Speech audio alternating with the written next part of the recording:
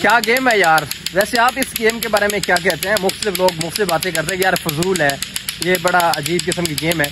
मेरे ख्याल के मुताबिक कुछ अर्सा पहले भी तो गेमें थी ना, देखिए वो पिस्टल, पानी वाले पिस्टल, और वो जो फोन होते थे जिसमें तुमड़ा लगता था इस तरह की, और एक इस तरह के बटन वाली गेम जिसके बटन दबाते थे और उसके रिंग जो है वो किल्ली के ऊपर लगाने होते थे, वो भी गेम थी जाहिर है।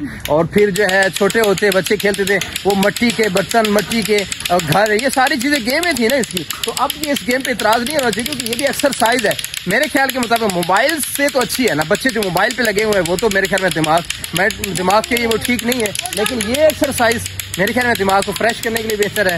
एक्सरसाइज भी है कुछ ना कुछ। मेरा ख्याल ये है कि इस तरह की गेमें होनी चाहिए और जिससे बच्चों की एक्सरसाइज हो थोड़ी बहुत और बच्चे मोबाइल से दूर रहें। और ठीक है ये गेम है बच्चों की, इसमें कोई अर्ज नहीं है। तो आप इस बारे में क्या कहते हैं?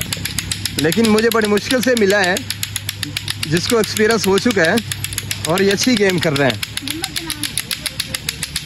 दोनों बच्चे ठीक गेम कर रहे हैं। गुड।